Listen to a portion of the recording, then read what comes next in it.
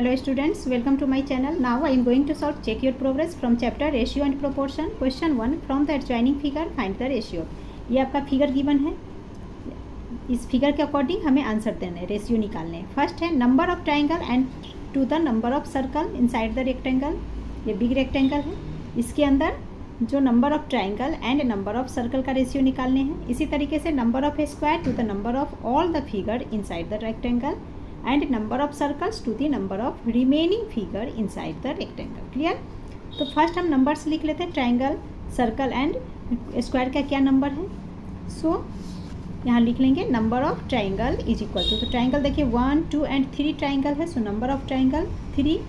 Number of rectangle, अच्छा यहाँ rectangle नहीं लिखेंगे, स्क्वायर. ये हमारे इस बिग रेक्टेंगल है, इसके अंदर स्क्वायर बना हुआ है. ठीक है, यहाँ ओनली हम, क्योंकि इस एक रेक्टेंगल के अंदर के का रेशियो हमें निकालना है. So number of square is equal to, अब स्क्वायर कितने हैं, 2 हैं.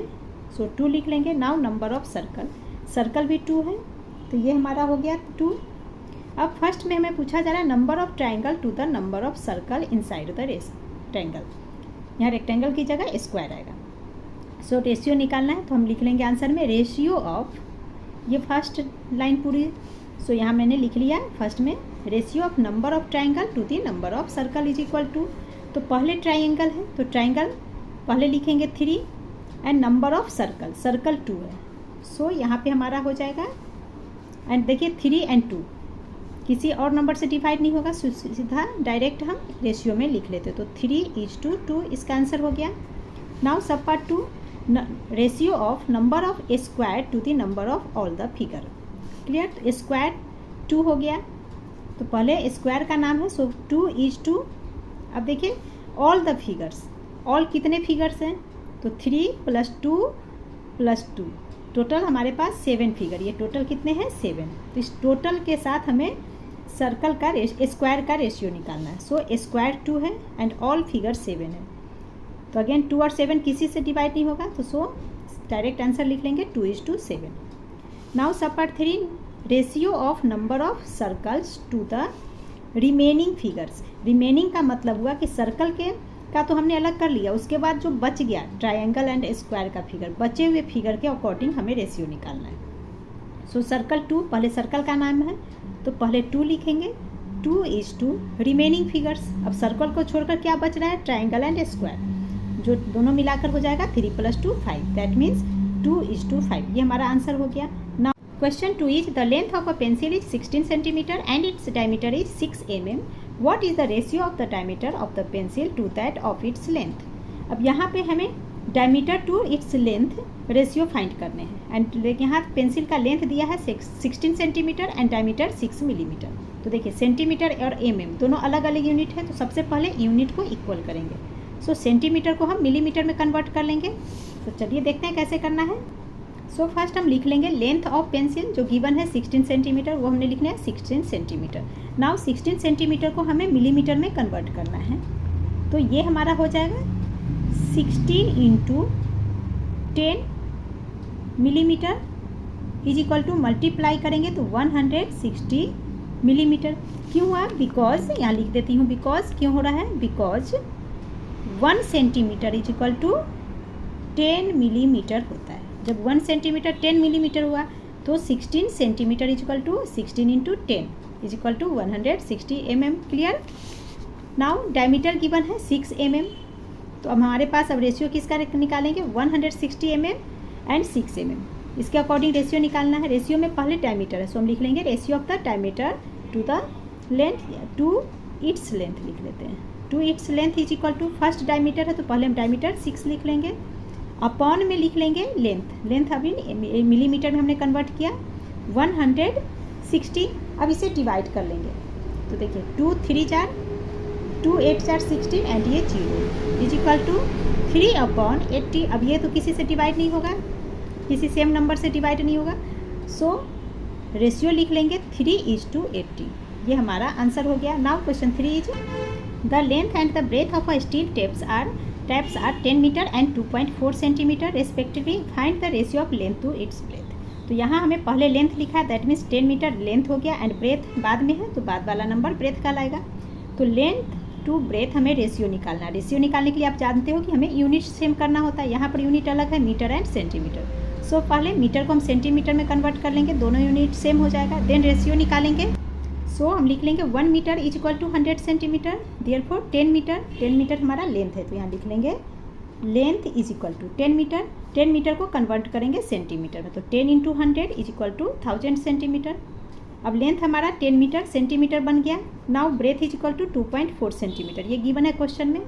अब रेशियो निकाल लेंगे। Ratio of the length to the breadth is equal to, पहले लेंथ है सो पहले हम 1000 लिखेंगे, तो हम लिख लेंगे 1000 अपॉन ब्रेथ 2.4।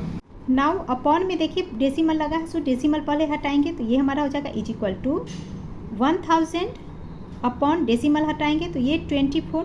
अब जब नीचे में हम डेसिमल हटाते हैं तो डेसिमल के बाद जितने डिजिट है उतना जीरो ऊपर आ जाएगा, तो डेसिमल के बाद 1 डिजिट है, सो ऊपर में हम 1 जीरो यहाँ लिख सकते हैं। क्लियर? तो मैंने यहाँ 1000 में जीरो लगा दिया, आप चाहो तो इंटू करके 10 लिख सकते हो अलग से। क्लियर? अब इसे हम डिवाइड कर लेंगे, तो ये हमारा हो जाएगा 4 6 जार 24। 4 से डिवाइड कर रही हूँ, 4 से 24 डिवाइड करेंगे 6। नाउ आप हमेशा याद रखिए जब भी आपका 100 आएगा ना, जैसे 100 आया, 100 को हम 4 से डिवाइड करते हैं तो ये 25 आता है। ये अक्सर याद कुछ चीज़ें अपने माइंड में सेट रखिए आप, ये छोटी मोटी चीज़ें। ठीक है? सो जब हम यहाँ पर 10,000 है, 10,000 में ये 100 है। ठीक है? तो पहले हमने 4 से 24 को डिवाइड कर लिया 6 टाइम में, 4 से 100 डिवाइड करेंगे तो 25 आएगा, एंड ये बचे हुए 2 जीरो को यहाँ लिख लेंगे। अगेन डिवाइड करेंगे तो ये अब हमारा डिवाइड हो जाएगा, 2 से डिवाइड कर सकते हैं, 2 3 जार 6। नाउ 2 से 2500 को डिवाइड करेंगे तो ये हो जाएगा 1250 1250। अब देखिए 1250 अपॉन 3, अब ये किसी सेम नंबर से डिवाइड नहीं हो सकता है, सो हम लिख लेंगे फ्रैक्शन में इज इक्वल टू 1250 अपॉन 3। हमें रेशियो निकालना है, सो रेशियो में अभी से लिख लीजिए 1250 इज टू 3। ये हमारा आंसर हो गया। Now question 4 is A certain club has 100 members, out of which 25 play tennis, 28 play badminton, 12 play chess, and the rest do not play any games. यहाँ कहा जा रहा है कि क्लब में टोटल 100 मेंबर्स, इस 100 में से 25 लोग टेनिस खेलते हैं, 25 लोग बैडमिंटन एंड 12 लोग चेस खेलते हैं, एंड जो लोग बच गए वो किसी गेम को नहीं खेलते हैं। तो हमें रेशियो निकालना है number of members who play badminton to the number of who play chess. तो बैडमिंटन एंड प्ले का हमें नंबर दिया है, रेशियो निकाल लेंगे। सेकेंड है badminton to the number of those who do not play any games. Second में ratio निकालेंगे बैडमिंटन, तो बैडमिंटन प्लेयर 12 है, तो बैडमिंटन के साथ हमें उन लोगों का निकालना है रेशियो जो नहीं कुछ खेल रहे। तो सबसे पहले हमें नंबर ऑफ निकालना होगा, number of people who do not play any games. तो कैसे निकालेंगे? इस टोटल 100 में से हमें माइनस करना होगा 25 + 28 + 12 को, देन इस क्वेश्चन को सॉल्व कर लेंगे। तो चलिए इसे सॉल्व करते हैं। तो हम लिख लेंगे total number of members is equal to 100, ये गिवन है क्वेश्चन में। Now number of tennis player, so members who plays tennis, आप इसकी जगह नंबर ऑफ टेनिस प्लेयर भी लिख सकते हो, is equal to 25। Now members who plays badminton 28 दिया है, and number of chess playing 12। Now members who plays nothing, जो मेंबर कुछ भी नहीं खेलते हैं उसका हमें नंबर निकालना है। सो ये हमारा हो जाएगा टोटल 100 में से माइनस कर देंगे हम ये तीनों का ऐड को। सो 25 + 28 + 12। नाउ ये हो गया हमारा 100 माइनस, पहले हमेशा ब्रैकेट के अंदर वर्क करते हैं। सो 25 + 28 + 12, इन तीनों को ऐड करेंगे तो ये आ जाएगा 65। नाउ माइनस कर लीजिए तो 35, दैट मीन्स 35 लोग कुछ भी नहीं खेल रहे हैं। अब सब पार्ट 1 में हमें रेशियो निकालना है। Find the ratio of the number of members who play badminton to the number of those who play chess. तो यहाँ मैं direct ratio is equal to करके लिख रही हूँ। ठीक है? आप कैसे लिखोगे? आप नोटबुक पे इस तरीके से लिखना, ratio of number of members who play badminton to chess. ठीक है? कैसे लिखोगे? Ratio of number of members who play badminton to play chess, ऐसे लिख लेना। नाउ इज इक्वल टू, अब यहाँ पर पहले बैडमिंटन प्लेयर है, सो बैडमिंटन कितने लोग खेलते हैं? 28, तो यहाँ हम लिख लेंगे 28 अपॉन, देन चेस का नेम है, सो चेस 12 लोग खेल रहे हैं, तो 28 अपॉन 12 हो गया। अब इसे डिवाइड कर लेते हैं, तो ये हमारा 4 की टेबल से डिवाइड हो जाएगा दोनों। 4 7 जार 28, 4 3 जार 12। अब 7 और 3 किसी से डिवाइड नहीं होगा, सो लिख लेंगे 7/3 इज इक्वल टू 7:3। ये हमारा आंसर हो गया सब पार्ट 1 का। नाउ सब पार्ट 2 में badminton to the number who do not play any games. Again यहाँ कैसे लिखोगे, ratio of number of members who play badminton to the number of those who don't play any games is equal to, ठीक है। तो यहाँ मैं direct लिख दे रही हूँ रेशियो, आप उसी तरह से सेंटेंस बना के लिखना।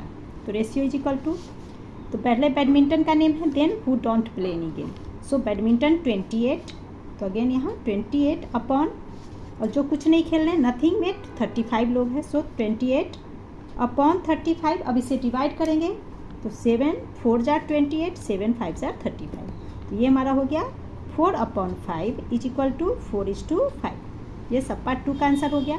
Now sub part 3, tennis to the number of those who do not play any games. Again हम कैसे लिखेंगे, ratio of members who play tennis to the number of those who do not play any games is equal to, इतना आप लिख लेना, ठीक है।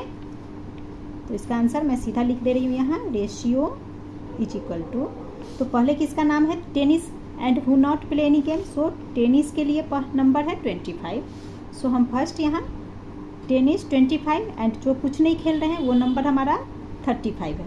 अब ये देखिए 25 35 5 की टेबल से डिवाइड हो जाएगा, 5 5 जार 35, 5 7 जार, सो 5/7 इज इक्वल टू 5:7। ये सब पार्ट 3 का आंसर हो गया। ना sub part 4 is tennis to the number of those who play either badminton or chess. तो हम कैसे लिखेंगे, ratio of the number of members who play tennis to the number of those who play either badminton or chess, clear, is equal to करके।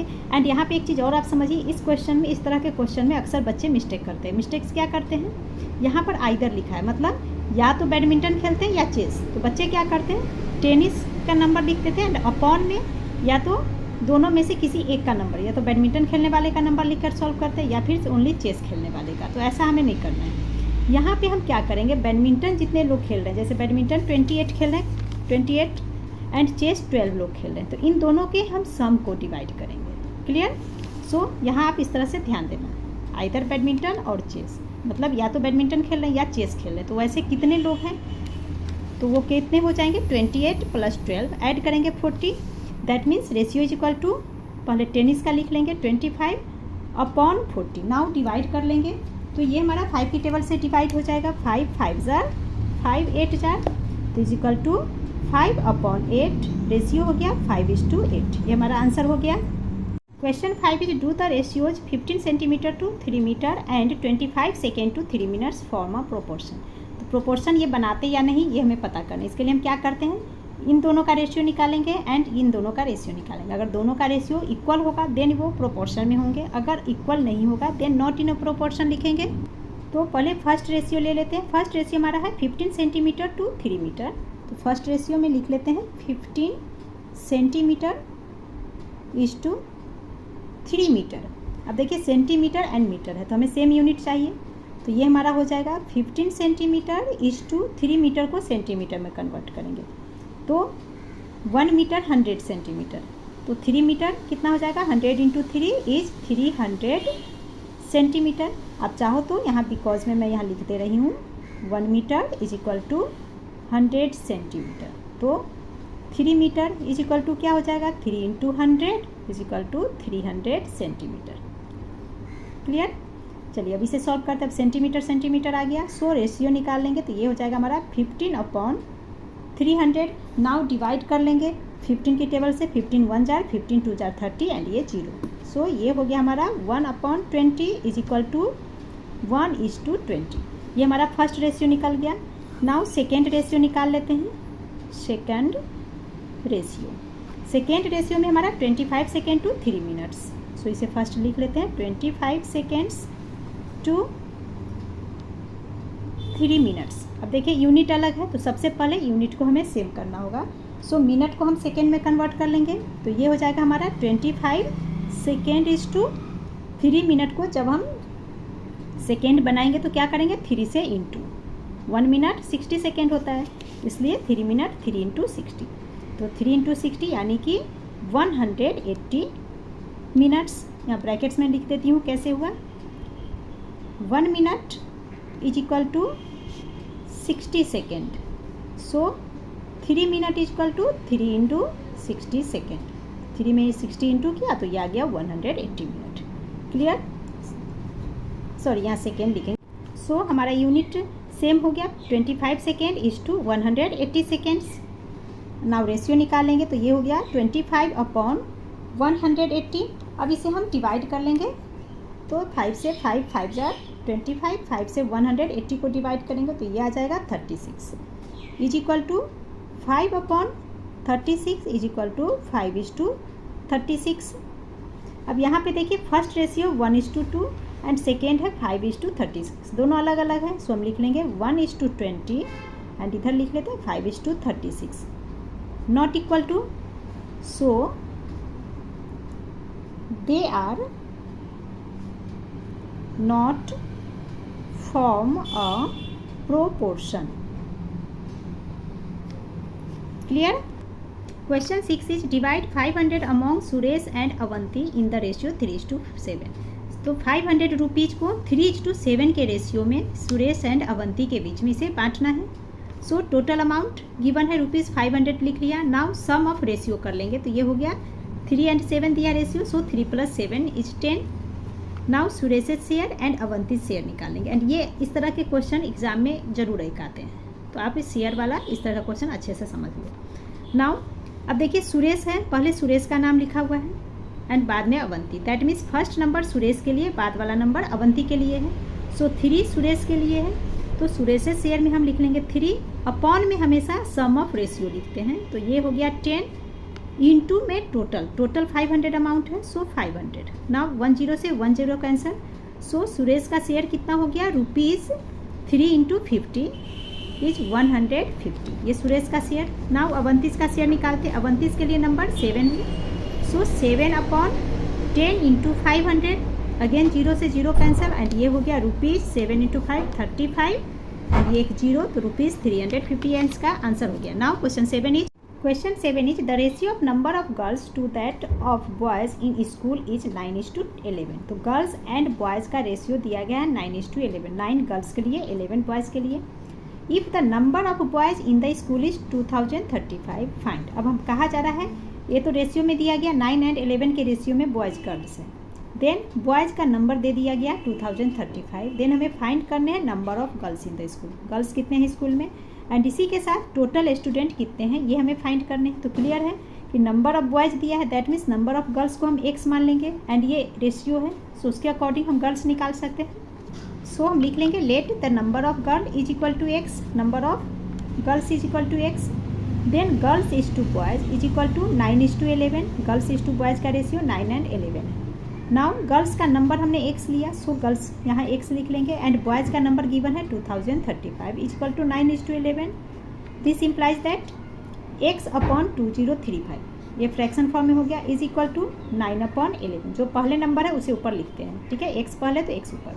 Now cross multiply 11 into x, 11x, so 11x is equal to 2035 into 9। Now x is equal to 2035 into 9, ये 11 division में आ जाएगा upon में, 11 से इसे divide करेंगे तो 185, सो 185 को 9 से मल्टीप्लाई करेंगे तो आ गया x equal to 1665 and x हमने नंबर ऑफ गर्ल्स लिया है, सो नंबर ऑफ गर्ल्स कितना हो गया 1665, ये फर्स्ट पार्ट का आंसर आ गया।